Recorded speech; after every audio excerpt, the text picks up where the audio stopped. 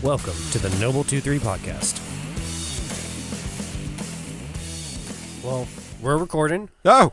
That's recording, this is recording, so we're good to go. All right. So, thanks for coming up here, man. Yeah, I appreciate it. Thank you for the invite. Yeah. So we haven't really seen each other in like what, 10 years now? I mean, it really has been since we, I think the last time, I was thinking about it, the last memory I have of us, you and I, united, was like one of the Marietta tests or something like that. Oh, yeah. You remember they were right. they're like, don't sit there next to anybody you know.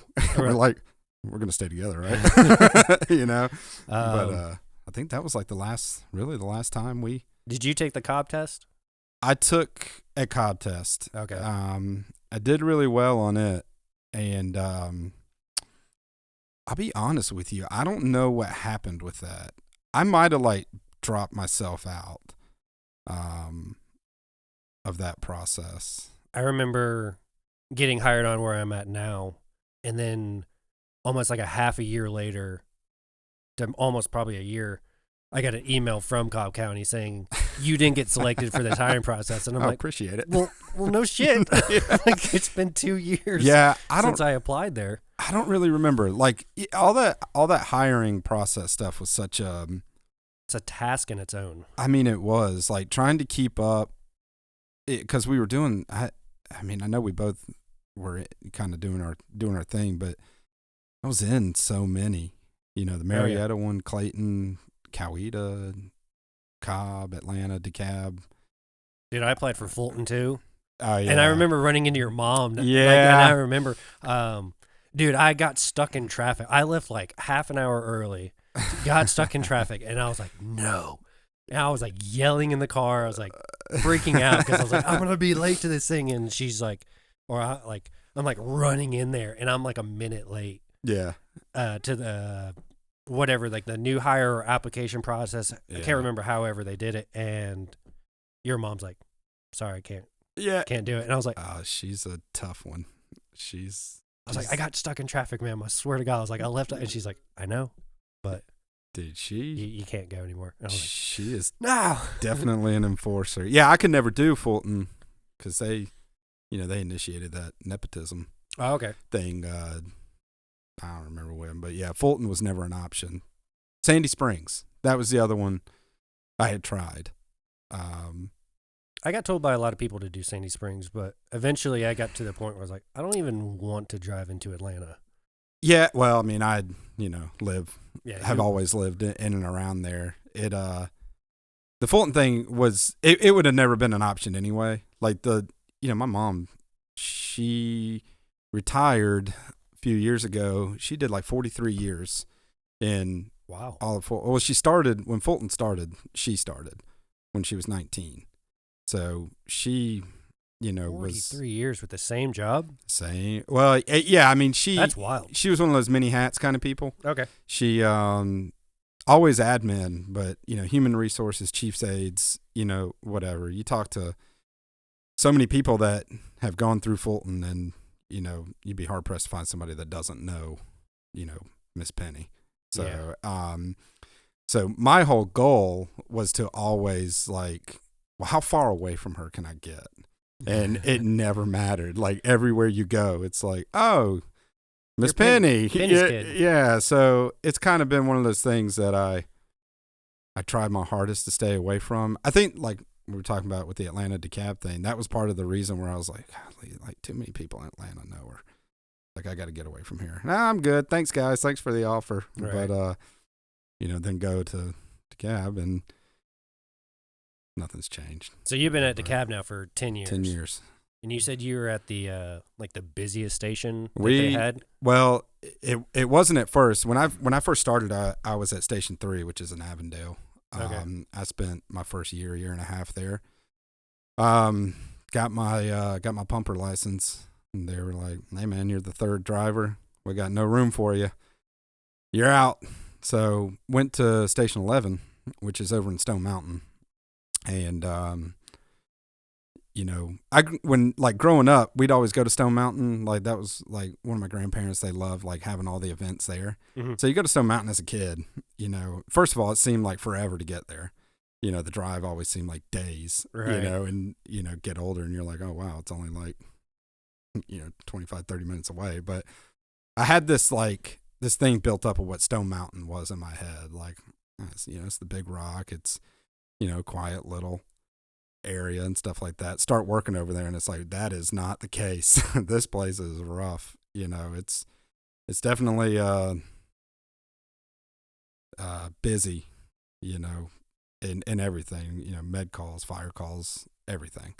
What's the call volume like? Well, when I first got over there, we were in like the 4,000s for the year. That's just your station. That's just our station. That's in the 4,000s. And it just got busier and busier and busier. So I spent 7.5 years at that station. And every year would go up, 400 calls, 500 calls. What does Dekalb run as like a total a year? I think I could be misspeaking, but I think last year we were around 120 something thousand for the department. And God, that just makes us look so slow. In well, I mean, or lucky, but the past 3 years.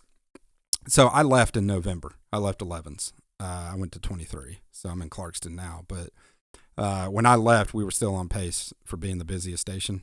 And 3 years in a row, we were the busiest station in Dekalb. And we were hitting 5,100, 5,200 for the year after that. But it was cool when I first got over there, man. We were burning everything. And so like on average, how many fires would you have like say a month? Well, some months you'd have 6, 7, then it'd go down to 2, 1. The thing that sucks about that station is it's never consistent. You'd run all day, you'd hit 20 calls before, dinner, and then you sleep all night. Yeah, that's not bad. That's not bad. But then the next shift, you ain't doing anything. 3 o'clock rolls around, and then they start, coming out. And then, I mean, it was nothing every once in a while to run 7, 8 calls after midnight at that station. I mean, you just, once you hit about 3, after midnight, you're like, right, I'm up. Yep. Grab the Red Bulls. And it's it's a tiny little single house, single engine. But man, we ran that thing to the ground. How many guys do you have on your engine? Well, when I first went over there, we had 5. When I left, we had 3. And that's been kind of par for the course for the whole department. I mean, we, staffing was good. And Staffing got really bad. Kind of put it in some perspective, when my class that I came on with, we started with 46 people in the recruit class. By the time we graduated, we had 27.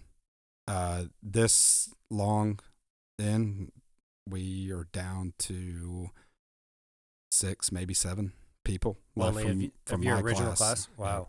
Okay. So it's been tough. I think every department kind of deals, with staffing. Yeah. And it's tough for everybody in their own unique way. But for a department who is 10 stations smaller than Atlanta, but runs more calls than Atlanta, you feel it. Yeah.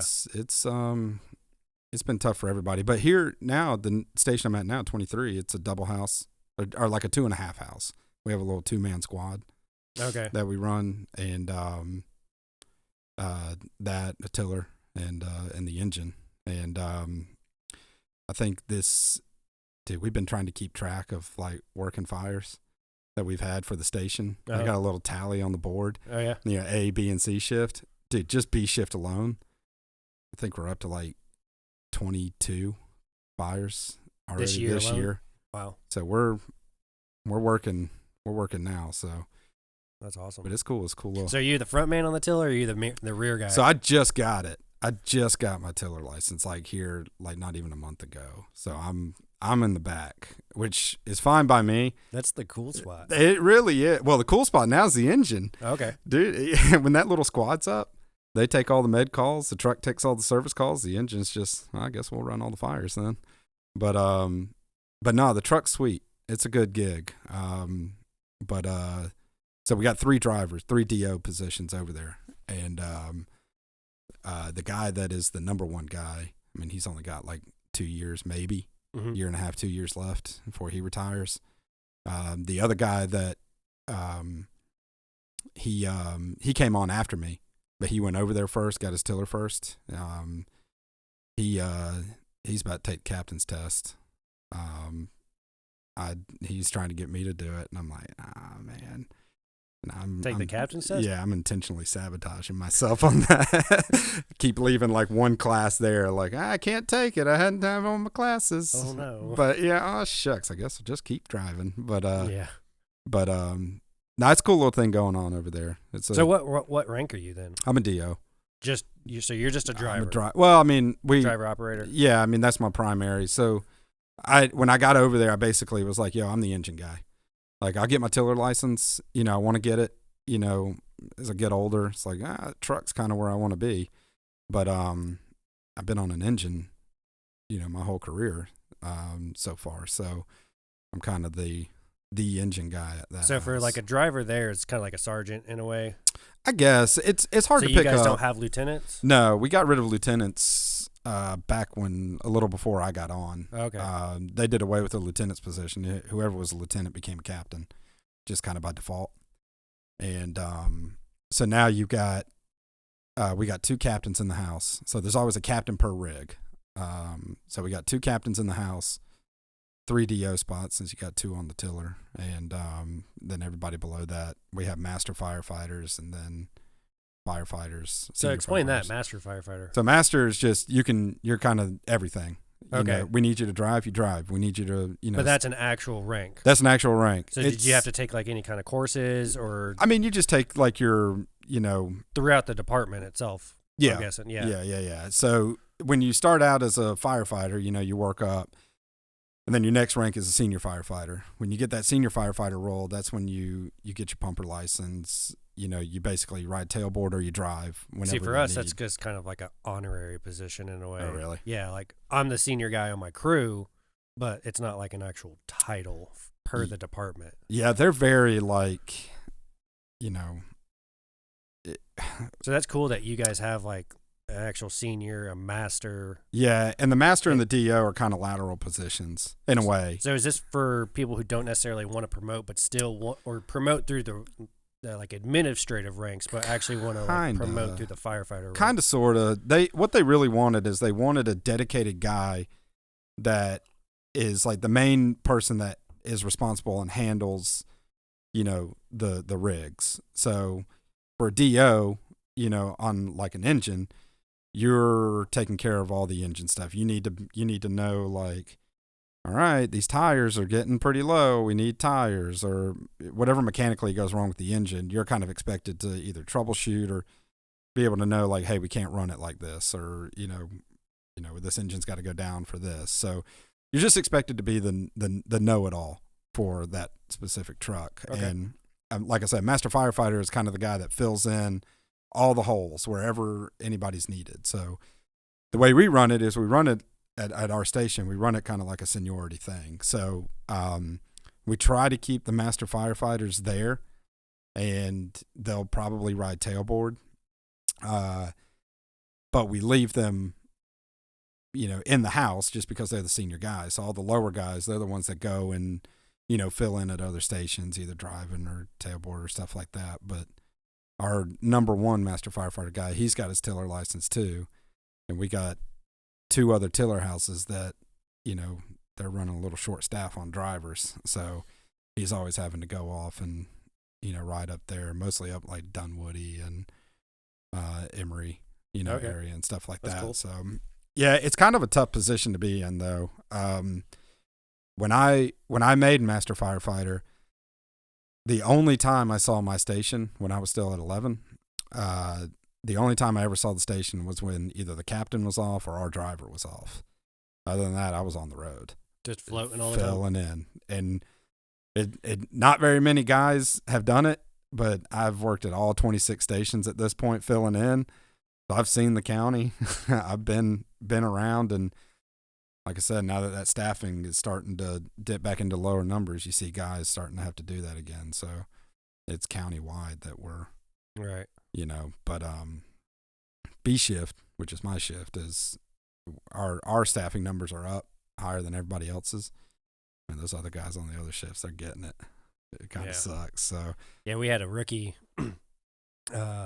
When he came out in the field, he got stationed at like an engine house that only had 3 guys, but it was like a 2-man minimum. Yeah.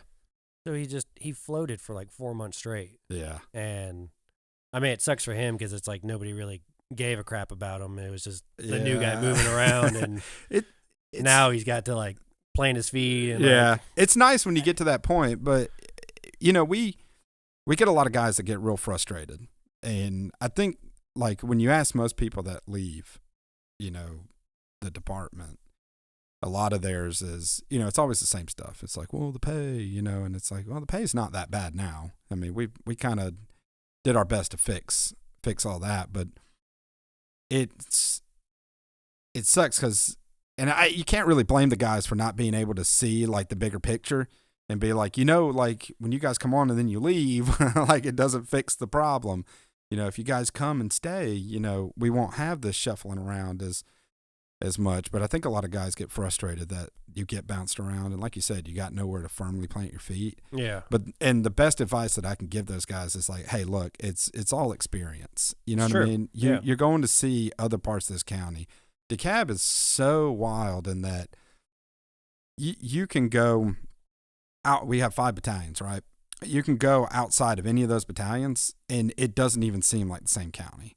It's, and each battalion works so differently. It's like, man, this is the same department, like in the 5th battalion where I'm at, it basically like splits the county in half. We're the only battalion that kind of goes out. It's not like a circle, you know what I mean? So like most of the other ones, all the territories are clumped together. Well, ours kind of goes. You're just more stretched out like a line. It's stretched, yeah. It basically follows Highway 78, which kind of divides the north end of the county and the south end of the county.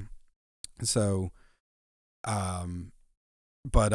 which is kind of cool because you get to go up north a little bit, you get to go down south a little bit. But yeah, try to tell them like, dude, when you go out, like, don't look at it as necessarily a bad thing. You're seeing other people, you're seeing other areas. The calls are completely different. Everywhere. I mean, they're the same, but they're different. You know what I'm saying? So it's real unique. It's a unique place to work, and it offers a lot. Going outside of, I guess, Atlanta, there's not another department really like us in the state. So it's in what regards? Well, just like you take out here, like rural, kind of stuff. You know what I mean? Like, I imagine for you guys, sometimes it's when you get a response, you kind of on your own for a little bit. Okay. Yeah. You know what I mean? Well, like over there, like everybody's kind of on top of you. Like you get a pretty fast response. So you're never really waiting, for help. You've always got a whole bunch of guys right there, ready to back you up. But you get a mix of everything. You've got city areas, toward the north end. You go down toward the south, like getting close to Rockdale and stuff like that, like all the Stonecrest, Lithonia area. And it is like, hey, you might be here for a minute. Response times out that way are so long for, like, you take 17, which is out like Arabia Mountain area. Your next closest guys are 14, who's in Lithonia, or 25, who's out kind of in between Stone Mountain and Gwinnett area. Like you might be out there for a little bit by yourself, but it does get to be a little more rural type firefighting. But, okay. A handful of miles over that way, you're back toward the city. So yeah, like our battalion 1 is like all on top of each other. Yeah. And then then 2 and 3, they're a little bit more spaced out. And like me being at 23, I kind of joke sometimes. It's like we're 23 minutes away from everything. Yeah. Just because of like all the windy roads. Yeah. That lead us to the next area. Like if we got to get down to Woodstock, you got to take a certain road that's like it's a haul. Don't even turn on your sirens until you you get to a certain point, because it's like you can't speed through there. Yeah, that's another thing with us. It's like, hey man, everybody's like balls to the wall.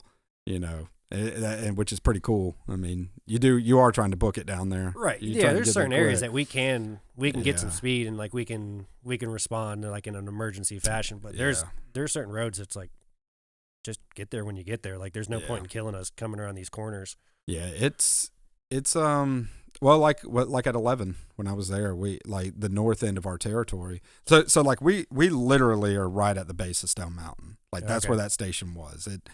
You take a left off Main Street, you go down toward the park entrance, you pass the station, and like not even a quarter mile, you're at the entrance to the mountain. So like when I first got over there, I was like, hey, like, I'm trying to get my bearings. I just don't know which way to go. Whenever said, just tell me left or right. He's like, well, if you go right, you're going to the mountain. So like every call, you go to the left. It's like, but when you go up north of that territory, you go into this community called Smoke Rise. Okay. And it's old, big house neighborhoods. I mean, we're talking $1 million homes tucked back in there. And it was always funny that like, hey, there's mansions in the hood, but you go up there and it's like that. It's a lot of windy, curvy roads, a lot of uphill kind of stuff. Houses real far set back. You get there, 5 and 23 are your next in companies, but it's going to take them a second, right? To get there. And so we've had a couple, responses up there where it's like, all right, guys, we're on our own for at least the next 5 minutes, which is a long time for us.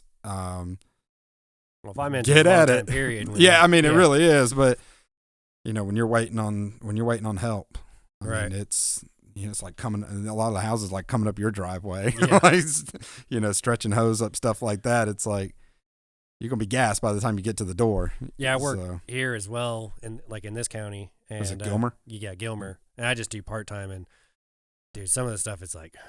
All their rigs are like 4-wheel drive because it's like they legitimately need them.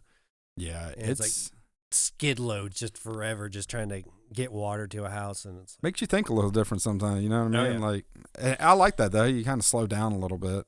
I mean, we do rush, but sometimes when you are just the only one, you kind of moving at your own pace. Like don't have anybody on the breathing down your neck. It's kind of nice. Get guys running up like, what do you need? And it's like, well, hold on a second. Let me think. Yeah. But yeah, it's a cool, it's been really interesting. It's, I worked in Decatur part-time for a little while, which is right next door to us. It's two stations, it's just the city. And, that's like Woodstock for us then. Yeah. I mean, it's small, not a lot of fires. If there is, it's typically mutual aid kind of thing with Dekalb. And, that was an eye-opener, being like whoa, because that's been my only other department experience, But going to any other department just kind of lets you know it's like, oh wow, okay. Yeah, it's crazy how it's the same job, but everybody does it like so very. It's an eye-opener to kind of let you know what's going on in your own department. That you're like, oh, okay, so maybe things aren't that bad. Yeah, it makes you appreciate some of the, wow, things are. Wow. Yeah, it's okay. It's cool. Yeah, it really does. It does make you appreciate certain things. I mean, Dekalb is, we lack on some things, but the best part about that place is it's a lot of really, really good guys. A lot of good, fire knowledge over there. So those old hats over there are the real deal. And it's good working with those guys, and you kind of left to your own thing. There's not a lot of, there's micromanaging, in some areas, but usually when it's time to go to work, it's like, hey, y'all do your thing. We're a very blessed department, and nice being, knowing what we're doing and being able to do it fast. So, have you ever thought about doing one of those like elite firefighter courses, like a Spartan or Flames or Georgia Smoke Diver or something like that? I'm really bad about that stuff, dude. you don't like want to do it? Well, like we got a lot of guys that do that kind of stuff. I mean, we got a handful of guys that did like the smoke diver thing. There's a few guys that have done like Flames and stuff, but we're so like, I guess the best way to put it, like as far as training, I'll lump it in with like training and stuff like that, right? We do a lot of training. And we got a lot of guys that do like a lot of outside training and do like they do their homework. You know, they go to other places. We got a lot of guys that go FDIC and a lot of guys that teach classes at MAFC. You know, we host a lot of MAFC stuff and whatnot. But are you going to be doing any MAFC classes this year? I haven't in a couple of years. Oh, okay. I'm very like, you're so busy and you get so much experience running the calls, you know. I'm kind of in that camp of like, that's where my training's at. You know what I mean? We do so much that you kind of just, you know, you get in the groove and you kind of go. That's, in my opinion, that's the best training. You know, I'm not big. On the job experience. Yeah, I'm not big on simulation training and stuff like that. Like, you know, and a lot of times when we do it, I'm not going to say like we, you know, joke around too much during training, but like, you know, I'd say there's a lot of guys that probably don't train exactly like we should. Like when we go down to our academy and we run through evolutions and stuff like that, it's so just like, all right, we did it, we're done. You know, I didn't get too much out of that. I'd rather just go to the put your gear on, go to the real call, yeah. But like the stuff that we do that is benefit, like we just a couple shifts ago we went to this junkyard. You know, cut up some cars, did some extrication stuff. Like those kinds of things are good because you don't do a lot of that. So it's good to get your hands on those kinds of things. But classes, man, I'm so bad about like doing classes. It's like pulling teeth for me. I'm not gonna lie. I'm bad about it, but I did it early on.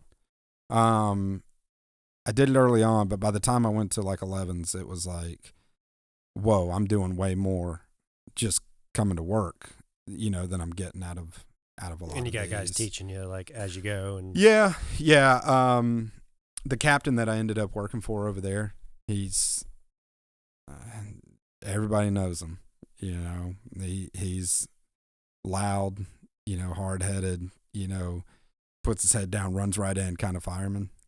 You know, hell of a fireman too. One of the better that I've worked for, but you know, he watching him was kind of like, you know, oh, I'm getting everything I need to do and what not to do, you know, on the same captain. So it was, you know, I'm an observer. I like to sit back and just kind of keep my eye on a lot of things, and I feel like I picked up a lot just in doing that. I do a lot of watching too. Yeah, in the big crowds, everybody's talking, and I'm just sitting there and just kind of like, Well, it's funny now that I've got some time in. You know, golly, I mean, 10 years in Dekalb that's a lot of knowledge. It's a lot of experience you gain. And you know, I've got so much more to learn. I mean, you know, still learning every day, but now you sit back and you're seeing we have so many new guys. Like the time in of people above 10 years and the time in of people below 10 years, like it's heavily lopsided to the less than 10-year guys. You know what I mean? And so now you sit back and you're watching all the new guys and you're like, you know, this is kind of different than when I was a new guy watching it. You know what I'm saying? Right, yeah. So like you're watching, but you're watching from a different angle now. And being in that whole like frame of mind of like, oh, now guys are watching me, you know. Just another reason to promote. Oh, well, to each his own. But I don't know. Maybe one day. I said when I went to 23, like it was such a tough like talk with my captain. It felt like a breakup, you know. But I was like, dude, like this is getting heavy, man. I got a kid. I'm not sleeping at night. I'm coming home. Kid's annoying me, you know. Like, you know, wife works from home. You know, it's like this ain't good. I need to kind of slow down. And 23s is not like a slow down station, but it kind of is. You got more guys there. There's more rigs. There's more to take some of the load off. But I said when I was going to go over there, I was like, well, I'm going to go get my tiller license and maybe start studying up for this captain's test. And every time I see him now, he's like, oh, a whole lot of studying going on, huh? And I'm like, well, maybe not. Kind of liking this, but I don't, you know. Just sometimes like a nice change of pace is. Oh, it's everything, like, man. Yeah, it's all you needed. It's I mean, I'm not going to lie. There for a while, I was like, dude, why am I even doing this? Like, this sucks. I'm getting beat down, and for what? You know? And now that I've gone over there with these guys, like, I've known them. They're right next door to 11. So we were always going over there every weekend for breakfast. Like I've already worked real close with those guys anyway. So when I told them, I was like, hey, I know a spot's about to open up. Like, what's up? And they're like, yeah, dude, come on over. We'd love to have you. Come on down. Yeah, it's been, they know what I was dealing with over there, and how hard it can be. And,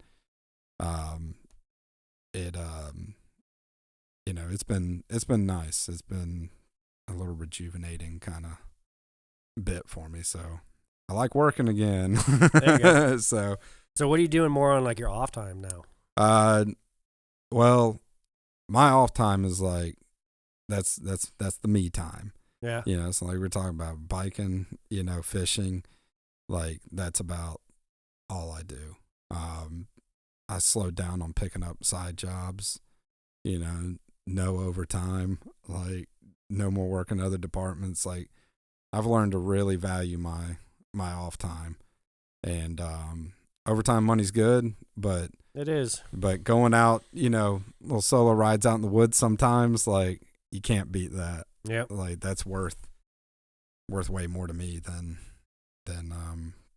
working. So are you doing any kind of like small trips or just kind of like out and back for the day kind of stuff? Yeah, I mostly keep it local. Like like there's that park down in Altoona Bike Park. Altoona Creek something. I don't know it by name. I know there is one out that way. Yeah, it's kind of it's down there. The trails kind of lead all the way down to Altoona Creek, eventually back into the main lake. But they got a good park out there. A lot of really good trails. Little warm up trails and a little more. Yeah, I haven't been down that way yet. I've been wanting to. It's worth it. It's a good place to ride. Like I said, if you want it to be a casual day, you got very casual runs out there. But if you want to really ramp it up a little bit, and they've got like a jump park over there. You can hit your jumps and work on that kind of stuff. And that stuff scares me. It's like I feel like I'm like 20 feet off the ground, and it's like you got the video from your friend, and it's like you got like an inch off the ground. The back wheel never even came off. Yeah. You're like, ah. Nah, yeah. It was definitely like when I got back into it, it was definitely like that at first. Like we were talking, my brother riding, right. I send him stuff and I'm like, hey, check this out. He's like, yo, that sucks. Like, step it up. But he and I are super competitive, always have been,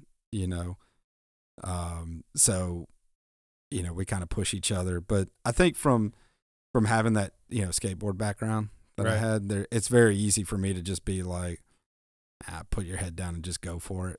So you got a full suspension bike though, right? Yeah, I got both. I got a hardtail and a full suspension. So when you're going like more of the bigger jumps and the gaps and stuff like that, are you preferring the full suspension? I was excited about it at first. Like when I first bought mine, I was pretty stoked on it. I was like, yo, this is gonna step my game up. Like I'm gonna be, 20 footers in no time. And it was a little bit of an adjustment. Having that little bounce, you can get that little preload kind of thing going on. You better be ready for it. It's not like the hardtails. Like the rebound? Yeah, well, like you go into the jump and you can kind of, spring down, to give you that extra little lift coming off of it. And it was definitely something to get used to. The way I ride my hardtail, I was so used to keeping that thing close to me, right on the body and everything. And now with this full suspension, it's like, well, this thing moves a whole lot more. Right. But I think once you get into the groove, though, you find it's way better. The hardtail has its place. Right. I mean, that's what I got right now. And I mean, I had a full suspension back in the day, like probably like 2005. And I mean, it was just it was a cross country bike. It was a Jamis, and the rear shock was like nothing special, and it had no lockout. So it was just anytime you wanted to climb uphill, it was bobbing. But the downhill was always nice. It's crazy, like, and just talking to my brother and watching him like build up his bike, and upgrade components that you didn't even know existed on it. Yeah. It's crazy how far it's come. From like a 2005 bike to a brand new, I think mine's like a I think it's like a 2020 or something like that. It's not a very old bike. No, man, that's mine. That's about the same age as mine. Like Yeah. I remember going back in the shop and I'm like telling the guy, I'm like, all right, look, like I used to do biking. Like I understand a lot of this and everything. know So a it's little like, bit. I know what I want. Mm-hmm. And then he starts like dropping bombs on me. And I'm like, what is that? Like talking about like a dropper post. Yeah. Well, And I was like, whoa. yeah, I didn't. So I'm one of those guys that's just like, going into doing something, going to trying something. I'm like, I don't care about all that. Just give it to me. Let me show you what I got, and then I'm learning more now, and actually listening to my brother when he talks about like, oh, well, your geometry and, this kind of bike and this kind of bike. So when I'm sending him like new bikes, like when I was upgrading to a full suspension, I was like, well, hey, what do you think of this? He's like, no, that won't be good for you. I was like, what are you talking about? Like, he's like, no, trust me, that's not good for you. Look at something like this. And I go to look at him, and I'm like, I'm looking at the same thing. Like, I don't understand the differences. But the angles are different. There's some real science behind it. There is. It's crazy that, and like my buddy's bike, I get on his, and like, again, you put them side by side, and you're like, they look the same. But then when you ride it, you're like, this is not the same. This is not comfortable to me, or this, is comfortable. But I think my biggest game changer was that dropper post when I was like, oh, dude, this is nice. Just getting that thing out of the way. Like, yeah. Where have you been all my life? Exactly. I put one on my hardtail. I put one on it, and I still really like that bike. It beats you up a little bit on some of the trails that I ride, but man, hardtail's just so fun. Do you ever like come up to like Dupin Hody, like the Mulberry Gap area? I haven't been like a lot of up this way. I haven't been. I think like Blankets is about like as far out that I've ventured, and then that one I was talking about, I can't remember. Off of Talking Rock, yeah, something like that. Yeah. And then the one in Cartersville, but I'm bad at keeping up with the names. But dude, there's some really like long downhill rooty sections up here. That's like you're holding the brakes the entire time. Your forearms are burning. And I'm on a hardtail, so I'm just like, it's just rattling you. Just beat to hell by the end of the thing. And I'm trying to watch it nowadays. Like I'm falling apart a little bit. Like I got a wrecked shoulder. My just elbows, getting older. Yeah, dumped. All those old skateboard injuries are starting to really come up.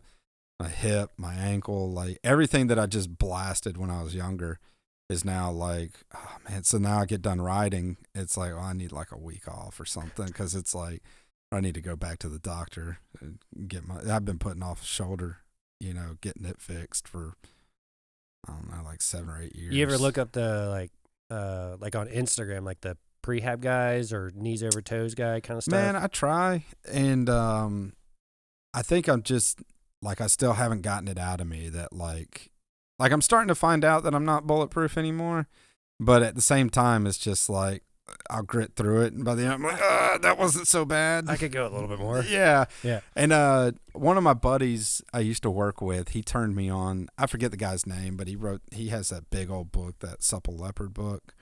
It's supposed to be like, I mean, the thing's like that thick. I mean, it's like 1 inch and 2 inches thick, and it's all about mobility and, injury rehab and, hey, focus on moving like this. And, it's got a lot of like lifting techniques in it. And I was following it pretty hard for a while, and I was like, okay, all right, this is working. And then I just like get out of the groove, and I'm like, I don't need that anymore. I don't hurt anymore. I'll just stop. Yeah. Oh, wait. Yeah. No, I do still hurt, but I don't know. I think at this point it is something deeper. My doctor's like, hey, you actually need surgery at this point. You need to do something about this. But it's like, yeah, I don't want to take time off work. I'll be all right. Just blow it out on shift, so that way you can get workers' comp. I know, I'm trying, but so I do kind of think about that now. Like, all right, this will be a good hardtail ride, or no, I need the suspension. I need something to take it off, because some of those real rooty stuff. Like, I got to the point where I'm like, I'm trying to hop over all these things. So, you get a little more confident. You start taking those fingers off the brakes, and you're white knuckling it down these hills, but you are like, you're just holding on for dear life. Yeah, back's hurting, arms and wrists are hurting, but that dropper post did help a lot with that for me. Oh yeah, on that hardtail, just being able to like lower your center of gravity. Yeah, you're not sitting up so high. Oh yeah, you can stand off of it a little bit better, and then going uphill Like your back stops hurting going on those uphill parts. Dude, there's a section off of in Blue Ridge, the Winding Stair Gap. Yeah. It's big for like off-roaders going up that way, and it gets really like in certain sections it's pretty rutted out, but there is a long downhill section. Yeah. And I had the stock bike at the time, and I quickly realized I was like, my brakes are not enough. Yeah. I'm like screaming down this hill, Hey. just like full send, and I'm like holding both the brakes, and I'm just sponged out and everything. Yeah. just forever. I'm just like, I'm gonna fucking die. Hey, another one of those upgrades that you're Yeah. like, this, I need to put some money into Yeah, this. I told the wife, I told Des, I was just like, I need new brakes. She's like, do it. Yeah. It dropped like $400 just on brakes. Man, that hardtail I have, it's a GT. I mean, it's not like it's nothing like super special, but it's not any slouch bike. I mean, I've beaten the hell out of that thing, and it's like, I think I've only taken it in one time, and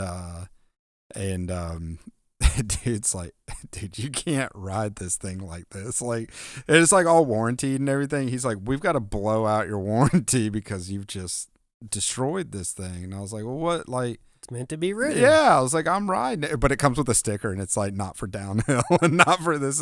Like, what do you mean, downhill bike that's not for downhill? Nah. But yeah, when they were going through fixing it, they were like, you need to like not do what you do on this bike anymore. Like, you need to leave that to your other one. As fun as you have on this one, you need to, because dude, my my brakes were like, they're screaming. Oh, yeah. At the end of that. I could bring it in, like it's all warped and everything. I'm like, hey man, getting my money's worth. Yeah. So, but that full suspension, man, it's been mostly bulletproof. So you said you got a Cannondale? I got a Cannondale. Thanks to Habit. Okay. And it's pretty cool. It's got like the whole tubeless setup on it, which I don't think I'm gonna be a fan of. Okay. Like, I was thinking about converting over. Well, like, I don't know. I'm definitely like, hey, simple's better. You know what I mean? For me, I know about a tube and a tire. Like, Yeah. don't take me out of my, element. But I was messing around, and over in my neighborhood, over in Smyrna, we've got this bike park back in there, and it's pretty cool. It's like the city has it, but they basically told this group of guys like, hey, y'all do what you do. So every season you go, it's they've done something with the trails and stuff like that, and they've been building it up. But it's got this one real sick.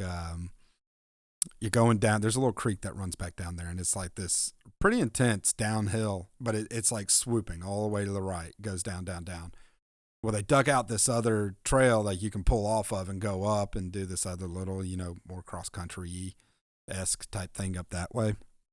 But somebody built this real cool jump that when you're coming around the turn, like if you want to keep on the main trail, you can either swing wide, and keep going downhill. You can go right and go on this little uphill, or you can hit this rock jump that jumps over that trail and goes down into the other one. Oh God. I'm like, that's sick. I want to do it. How big of a gap? Big enough. I mean, big enough to kind of like make you pucker a little bit, maybe you have to roll up to it a couple times. But I guess so many people have been doing it. And once you do it a couple times, you kind of in the groove, Right. but it's gotten dug out. Now, like, the landing is a little bit rooty. I clipped one, dude. That tire hit off the side of it, bounced me sideways. I go to get back up. I'm like, oh, God, okay, let's just ease on our way, back to the start. So when you're doing that kind of stuff, are you wearing pads and a full face? Nah, like I said, I'm dumb. Nah, I'm not. Like Just I take said, the full blow. dude, that's all skateboard day. Like, that's what I said. I haven't grown out yet. So I just go. My brother's been trying to get me on it. He's like, at least buy the shorts that have like the butt pad in it or something. I was like, You don't nah. even wear the cami Dude, or like, chamois, whatever? Dude, like cut off jeans and this. Like, I Good go out grief, there. I'm you're like, amazing. let's do it. And Maniac. yeah, I paid for that one. Blew out the back tire. Like, I started riding off like tire. I'm like, what the heck? Look back, tires flat. It's bent a little bit. Jeez. Like, damn it. But no, I haven't wised up yet. And Yeah, you at least get the riding shorts. I know. I don't. That makes a huge difference for when you're sitting on that thing for so long. I got the dropper post. Get it out of the way. Yeah, but when you're climbing up and you're like sitting on that thing. Yeah, I don't know. Something I'm gonna learn one day, and that was like one of the first things I bought. It's like helmet, shorts, and gloves. It's just like that was like the necessary stuff to. Yeah, I mean, it took me a while to buy a helmet. Actually, my brother bought me. He was like, "Here, because I went and got me a helmet." And my brother's all about, like, since he's full into it, he's all safety. He is padded. He doesn't like I don't know anybody that rides elbow pads, but I've seen the guys that like they'll have at least the elbow and the knee pads. Yeah, I don't think he. Maybe on some of his bigger races he does wear the elbows. I can't really remember, but he mostly wears long sleeves, so maybe they're under there, maybe not. But he's got the knee pads and the padded shorts and whatnot. But he he took one look at my helmet that I had, and he's like, "Golly, how long have you had it?" And I was like, "I don't know. I've been out like 2 times with it. It's like cracked down the side. The fire's just like hanging down." He's like, "I got you." So he bought me a really nice helmet. I like it a lot. And the one thing I did do that I was like, "Oh, this actually does help," was I was riding in like skate high Vans, just because that's like the only shoe I've ever owned is a pair of Vans. And he's like, "At least hear me out, like upgrade your shoes, like buy some like riding shoes." So I ended up buying what are they, like the 510s or whatever that brand is. 510s. I bought some of those, and that made a huge difference. Like, so are you clipless or just the flats? I'm flats. Flats. Okay. Yes, clipless scare me. When I bought this bike, the guy had clipless on it. And I was like, "I don't know what to do with these." And he's like, "Well, you got to have the shoes." And I was like, "Another thing I got to buy?" And he's like, "Yeah." And I was like, "Nah, I'll take them off." I just need it's something about, like, everybody says like it's comfortable, it's good, it's not what you think, but something about being attached to it, like for me, it depends on what I'm doing. Yeah. Like if I'm gonna go down to like Sixes Road and Blankets Creek and like Old Rope Mill and stuff like that in that area, a lot of that, you could be clipless because like you do get that efficiency of like when one foot's pushing down, the other foot can pull up. Yeah. And it does, and especially like jumping and stuff like that, like you can pull with it, and it's like your feet are automatically snapped in. But man, when I started biking up here, like in North Georgia mountains, I was like, not a chance. I was like, not a chance with the clipless. I was like, there's no way. Like, I don't want it. Yeah, it's I think like every time I go ride, like I'll ride through the trail, ride through, kind of feel it out. I think my problem is I just don't know how to casually like ride. Like enjoying it for me is like kind of beating myself up and whatnot. So I kind of get a little big for my britches sometimes, and like I'll try to find lines that like little alternate lines, or like, hey, well the trail says do this, but what if I do this? So I think I'm too squirrely for clipless. I don't know. It's a mental thing, I guess. But I haven't even tried. Like they're still just sitting on my workbench. Like I'm not even gonna try to ride these. But it's like to each his own.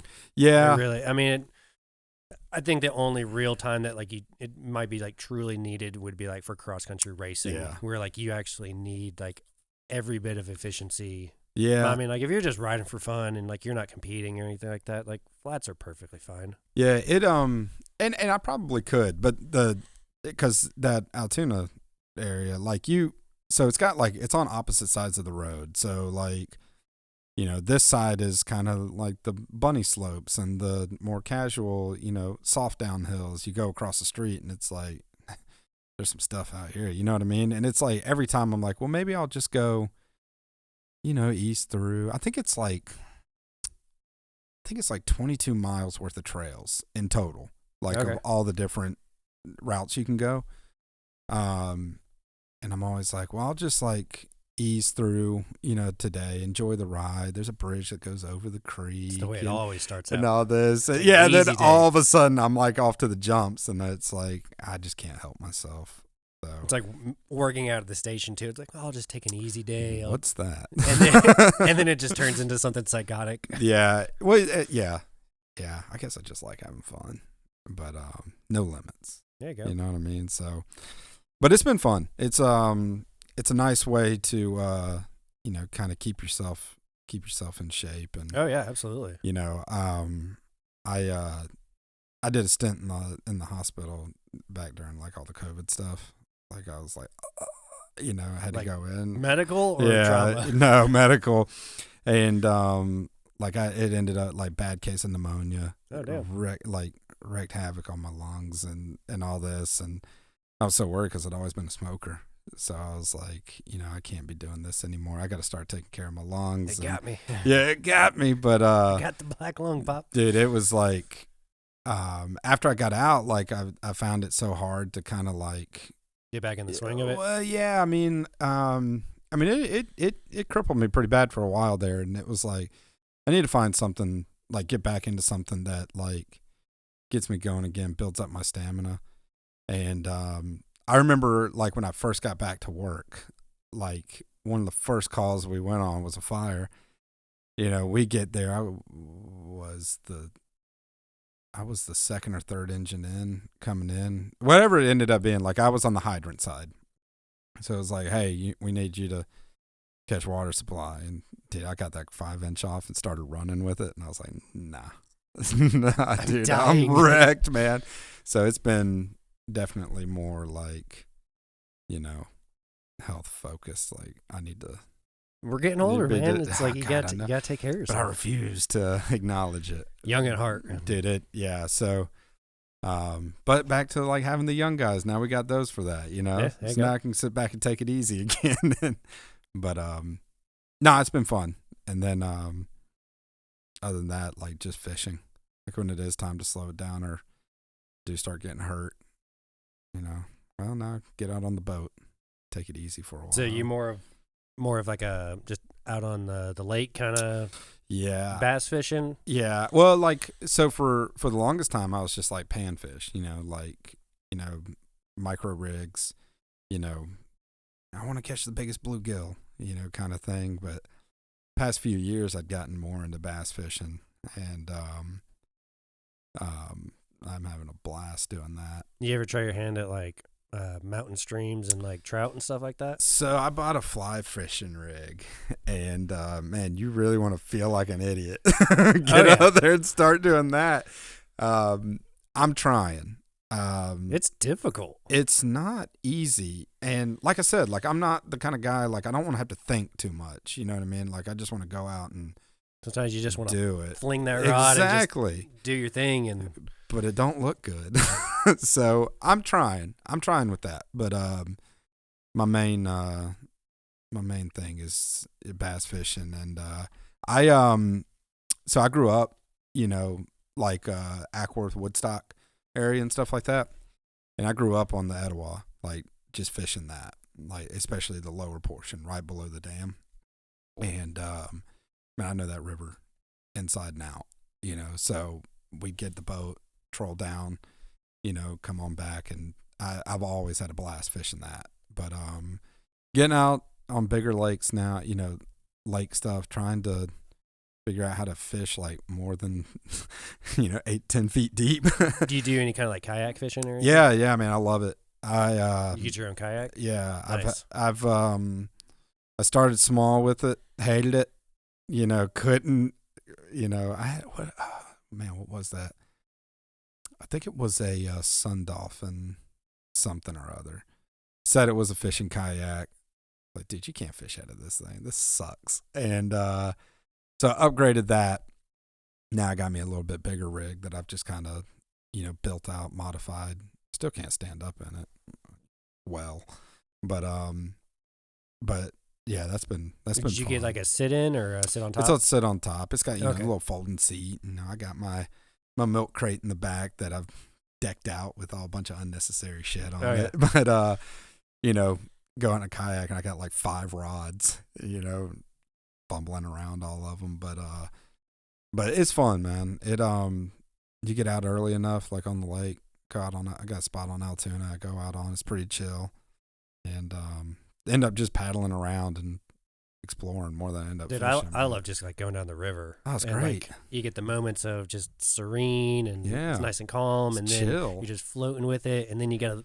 I mean, I'm not doing any kind of like true whitewater rafting or anything, No. but it's like there's some little ones and twos and stuff like that, and you just kind of steer your way around it, and you have some fun. And Yeah, I'm still nervous about those. I can swim, but I'm not a great swimmer. dude, you Like- should do the Toccoa River with me one day. I'd be down. We did a last year. A buddy of mine, we did the Toccoa River camping trail. Oh yeah. Um, See, I want to do that. dude, it was fun. That's It takes like 2 days. That's I'm great. actually trying to get a group of guys to do it, and I'm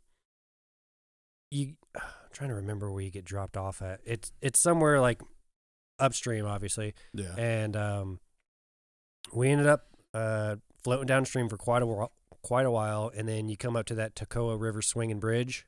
Yeah. And then just past that, we camped out for the night, Yeah. and then following day, like we woke up, and I think we were on the river for like maybe like 4 or 5 more hours, and like we were done by like lunchtime, like just after Yeah. lunchtime. Dude, it was awesome. It was Yeah. a cool little trip. I got a couple buddies that like they they're way more into like the kayaking part of it. We go out fishing. They fish, but it's not there. They just like being out there, Yeah, just doing that kind getting of thing. outdoors and having the adventure. Yeah, but they're getting that kind of bug in them where they want to kind of like do that kind of thing. I'm like, dude, I mean, we can do it. Just know it's going to be, we're going to do this and this, Well, So, there's there's some spots on the Toccoa River that are like, they're technically private, Yeah. and like there's feeders out there, and like you could look in the water, and there's like almost like yeah. 2-foot trout, just these Hey. monsters, and like there's signs that says specifically no fishing. Yeah, And so, like, right. I'm like trying to float and fly fish, and like yeah. impossible. Yeah, I'm not there yet. But my buddy, he had just like a little cast out one, and he just threw it out and then just floated behind, and I was like, dude, if Just you catch trolled one, it. Yeah, it we kind of floated directly right through it, and he didn't catch anything. I was like, oh man, that would have been awesome. bummer. Yeah, it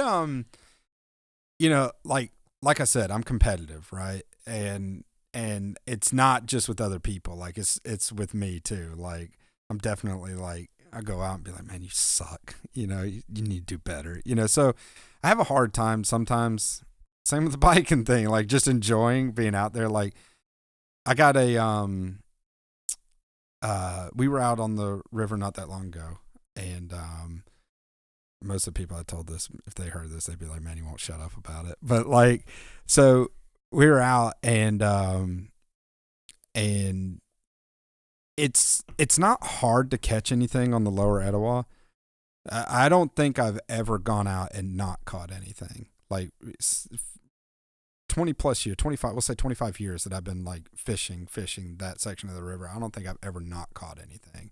And I mean, there's anything, all bluegill, all sizes. I mean, the biggest bluegill I've ever caught has been off that part of the river.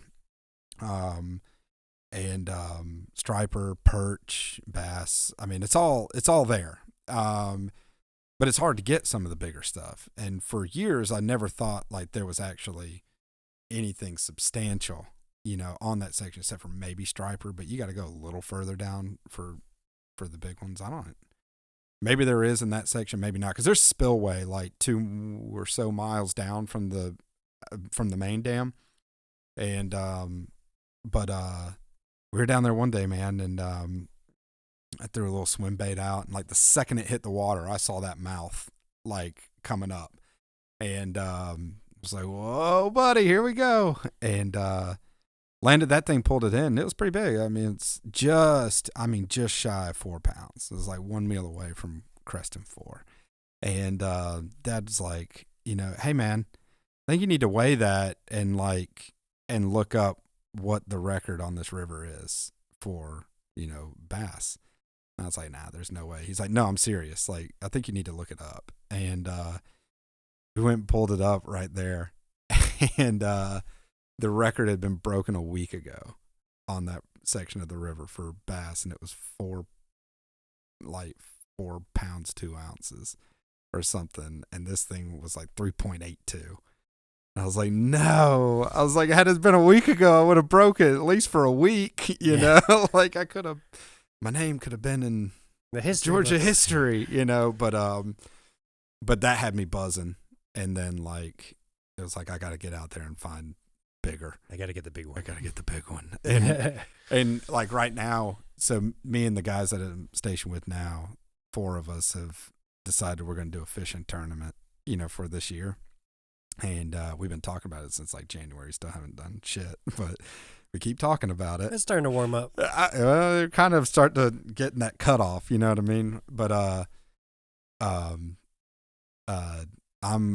teamed up with one of my captains. He's got, you know, super decked out bass boat. He inherited it from his dad.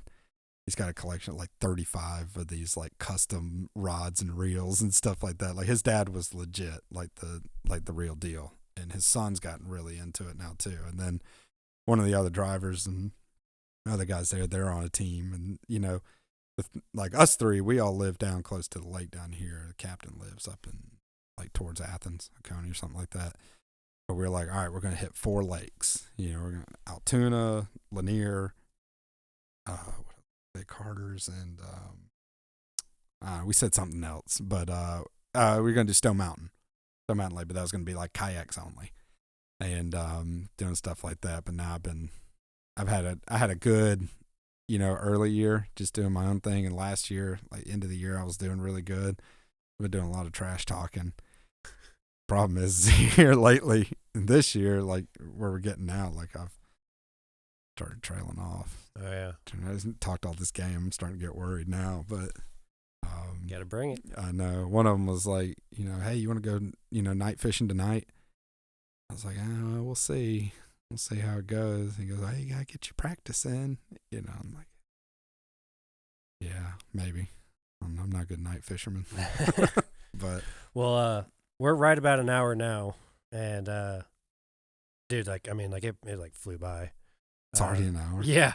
So the only thing that like I try and like I do at the end of every episode is like an advice for the world, dad advice, firefighter advice, whatever you want to share. It's all you, dude. I mean, for both of them, slow down. You know, like I mean, I haven't been a dad long, but you know, working, being away, you know, for a full day, you know, even though you get 2 days off, you know, I'm at home with them and everything. You know, so much happens on those days that you're gone. And so slowing down, being able to enjoy, you know, time with him and watching him grow has been kick-ass. You know, I never thought I'd be like, that's cool. Like, it always kind of been like, nah, that shit would suck, dude. But it's been a blast with him. Love hanging out with him and just taking in everything with him. As far as like on the job kind of stuff goes, dude, new kids are eager, you know, and I mean, they're ramped up, ready to go, but it's like, hey man, take it easy, watch, you know, observe, you know, listen, stuff like that. I think the best tool in the fire service is the radio, you know, just take your time, listen to what's going on, slow it down a bit, take it all in, enjoy it. You know, don't blow your wad, you know, early on, get hurt. But, yeah, I think taking slow, enjoying things, about the best. That's what I did. I was lucky enough, the first crew I worked with, a couple older dudes, and they weren't going anywhere fast, you know. But I think that was one of the biggest lessons I got that I still, you know, still hold on to is, I mean, don't rush. Love it. Take it slow, man. All right. Well, thanks for coming on. Yeah, man, thanks for having me. It's been Absolutely. a blast. All right, bye, everybody. Bye-bye. Thank you for listening to this episode. I really hope you enjoyed it. Please follow us on your favorite podcast app, hit that bell for notifications on new episodes, and please share with a friend. Thank you for all the support so far. I really appreciate it. Have a great day.